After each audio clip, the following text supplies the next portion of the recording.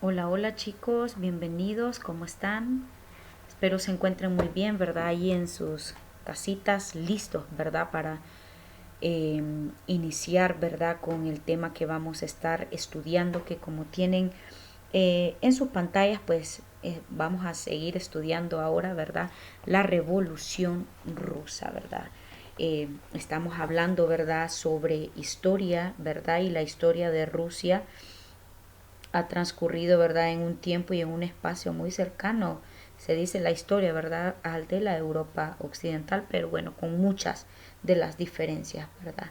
Ya que los reinos más desarrollados allá en Europa, ¿verdad?, habían entrado al capitalismo, pero Rusia se había quedado todavía en el feudalismo. Pero esto, bueno, lo voy a explicar, ir explicando antes de iniciar con lo de la Revolución Rusa.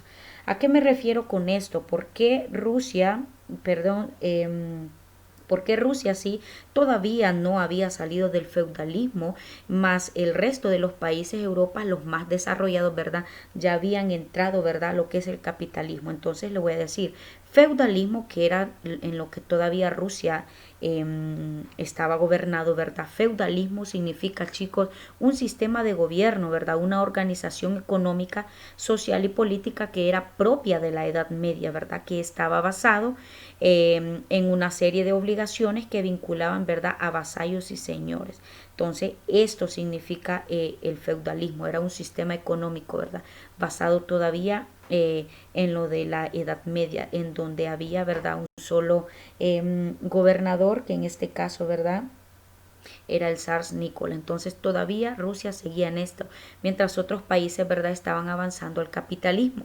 ¿Y qué significa capitalismo? Pues el capitalismo es un sistema económico y social, ¿verdad?, que está basado en la propiedad privada y en los medios de producción, ¿verdad?, en donde se le da más importancia, ¿verdad?, al capital como generador de riqueza, ¿verdad? Y en la asignación de los recursos, ¿verdad?, a través de los mecanismos del mercado. Entonces, capitalismo se refiere a que toman, ¿verdad?, le dan más importancia al capital como generador de riqueza. Entonces, ojo con ese paréntesis. Ahora bien, como Rusia todavía, ¿verdad?, seguía en el feudalismo, ¿verdad?, la mayoría de las tierras en aquel entonces, en la Edad Media, pertenecían a la nobleza, ¿verdad?, que junto a la policía, el ejército y a la iglesia, ¿verdad?, estos se constituyeron en la base de apoyo del zar. El zar es el emperador de Rusia en ese tiempo, ¿verdad?, en la Edad Media. El zar era el emperador de Rusia. Entonces, tanto la policía como el ejército y la iglesia, ¿verdad?, se volvieron, perdón, un apoyo básico al zar, o sea, al emperador de Rusia, el zar. Ahora bien, ¿cómo narramos entonces la Revolución Rusa? ¿Cómo la narramos? Ahora bien, en los primeros años, chicos, del siglo XX, estamos hablando allá entre 1900, ¿verdad? El imperio ruso, ¿verdad?, contaba con una población de aproximadamente, según la historia, unos 135 millones de habitantes, ¿verdad? La mayoría de estos habitantes, chicos, eran campesinos. Estamos hablando como en un porcentaje entre el 80 y 90%, ¿verdad? Eran campesinos, pero en su interior, o sea, en los pueblos, habían muchas culturas diferentes, ¿verdad? Habían polacos, habían ucranianos, habían bielorrusos, finlandeses, poblaciones bálticas, ¿verdad? También se dice en la historia que había población turca, habían judíos, habían alemanes y se dice también que habían algunos descendientes de los mongoles. Entonces, posiblemente, ¿verdad?, según la historia, todas estas mezclas de cultura, ¿verdad?, representaron muchas veces, ¿verdad?, motivos de conflictos entre las comunidades y obviamente, y la población, y lo más importante, con los dirigentes rusos. Entonces, según la historia, ¿verdad?, se dice que así comienza la revolución rusa, ¿verdad? Aunque déjenme decirles que Rusia dependía mucho de tecnología y de capital extranjero, ¿verdad? Y a base de esto es que pudo desarrollar, ¿verdad?, una base industrial en algunas ciudades y construir, ¿verdad?, vías de transporte, ferrocarriles, como el famoso ferrocarril transiberiano, ¿verdad?, que se logró en 1890. Ahora bien, políticamente, chicos, hablando de política, ¿verdad? El imperio era gobernado por una monarquía absoluta. Recordemos que monarquía absoluta quiere decir que el poder únicamente lo tenía el rey. En este caso lo tenía el emperador de Rusia, ¿verdad? Que se le conocía como zar. El nombre de este emperador era el zar Nicolás II. Él era el emperador de Rusia, o sea que él tenía un poder absoluto donde solo él mandaba. A eso se refiere monarquía absoluta, ¿verdad? Que dirigía de manera autoritaria del país. Este señor, zar Nicolás II, era un hombre autoritario que en ese tiempo, en la Edad Media, en 1917, 1910, se hacía solamente lo que él decía. Entonces, el zar Nicolás II, ¿verdad?, protegía únicamente los intereses de los grupos sociales dominantes, o sea, solo los propios intereses. Entonces, ojo con esto, ¿verdad? Entonces, en febrero de 1917, ¿verdad? Se produjeron algunas huelgas que dieron origen a la Revolución Rusa. Es lo que le estaba explicando, de que habían diferentes tipos de cultura, ¿verdad? Entonces, esto causa la caída del zar Nicolás II y la organización, ¿verdad?, de un gobierno provisional. Entonces, cae el zar Nicolás y se hace un gobierno provisional.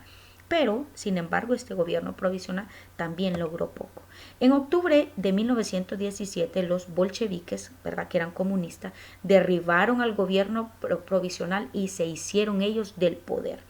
Entonces, tantos desequilibrios, ¿verdad?, que habían dentro del país, provocados, ¿verdad?, por la guerra y el movimiento contrarrevolucionario, ¿verdad? Entonces, esto impulsa a tomar una decisión fuerte, ¿verdad? Una estrategia llamada comunismo de guerra. Entonces ustedes se preguntarán quiénes son este gobierno que se hizo del poder, que quitó al gobierno provisional. Era Lenin y Trotsky, ¿verdad? Ellos iniciaron un movimiento de transformación radical en el Estado. Entonces, aquí es donde viene la estrategia llamada comunismo de guerras por ellos, ¿verdad? Por Lenin y Trotsky. Entonces, las primeras decisiones que se tomaron, ¿verdad?, fue la retirada de Rusia de la guerra mundial, y ahí viene otro tipo ya de información. Entonces, si nosotros nos damos cuenta, ¿verdad?, así se inició la revolución rusa, siempre dándole caída, ¿verdad?, a una persona autoritaria, ¿verdad?, donde había una monarquía absoluta. Ahora bien, la revolución rusa comprende dos distintos momentos, chicos, de este proceso histórico.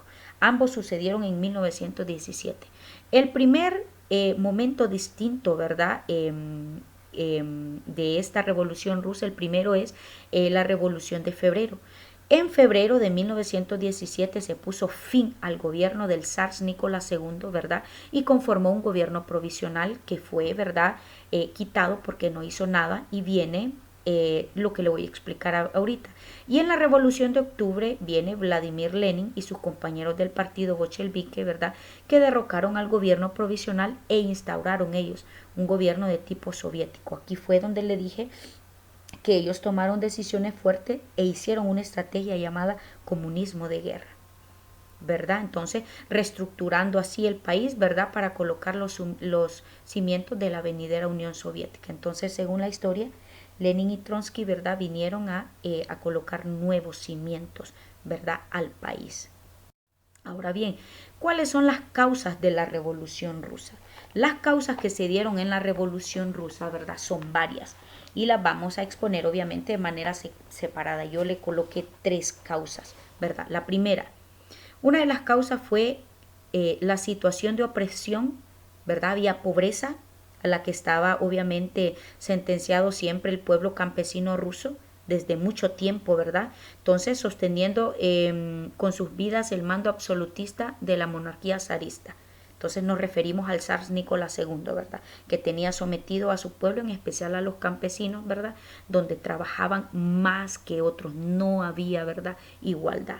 ¿Cuál es otra causa para que surja la revolución rusa? La otra causa, es la que tengo aquí, número 2. Las sucesivas derrotas de la Primera Guerra Mundial que Rusia sufrió, ¿verdad?, sumadas al hecho que al momento de ingresar al conflicto, ¿verdad?, todos los partidos se mostraron a favor, ¿verdad?, excepto el Partido Obrero social democrático. Entonces, después de la Revolución Rusa, ¿verdad? Entonces Rusia decide, ¿verdad?, alejarse. Esa fue una de las primeras decisiones, retirarse de la guerra mundial y la abolición, ¿verdad?, de la gran propiedad agraria. Entonces, otra de las causas que causa la Revolución Rusa es el fracaso, ¿verdad?, o el intento por sostener el ritmo de producción ruso, ¿verdad?, durante la guerra, que desató una crisis económica y social, ¿verdad?, que eso trajo hambruna, escasez en las mercancías, el colapso en las estructuras del Estado, ¿verdad? Lo cual esto condujo a ciertos primeros niveles de organización popular autónoma, ¿verdad? Todo el mundo empezaba a tener lo suyo. Entonces, es a lo que me refería, ¿verdad? A eso, que las primeras decisiones a causa de la Revolución Rusa, una fue separarse de la Primera Guerra Mundial, otra fue la evolución de la gran propiedad agraria, que es lo que le estoy exponiendo en el punto 3, la banca y el comercio, ¿verdad? Bueno, pasaron a estar en un bajo control, ¿verdad? Y en fin, muchas cosas. Luego, para sobrevivir, ¿verdad?, la revolución tuvo que hacer frente a los partidos del zarismo, o sea, al zar Nicolás II, enfrentarse, ¿verdad?, a las potencias imperialistas, que aquí estaban los Estados Unidos, estaba Francia, Gran Bretaña, obviamente, estaba dirigido, ¿verdad?, por Lenin y Trotsky. Entonces nos damos cuenta que son muchas de las causas las que surgen la Revolución Rusa. Y si nosotros, chicos, analizamos un poquito todas las revoluciones rusa, francesa, industrial, todas las revoluciones siempre han iniciado porque hay explotación hacia el pueblo, porque ya no aguantan el sometimiento, porque quieren igualdad. Entonces, esta es parte de nuestra historia que nosotros debemos conocer. Y algo en común en todas las historias es que todas las revoluciones, ¿verdad?, han nacido por pelear los intereses de un pueblo que ha estado sometido por una monarquía, por un rey, porque no les dan los derechos, ¿verdad?, necesarios. Y es aquí cuando surge una revolución, ¿verdad?, cuando surgen enfrentamientos. Entonces, esta es parte de nuestra historia, ¿verdad?, que nosotros debemos conocer. Vamos a seguir investigando un poquito más sobre ello. Entonces, siempre pendiente, ¿verdad?, sobre las asignaciones, y nos veremos la siguiente clase.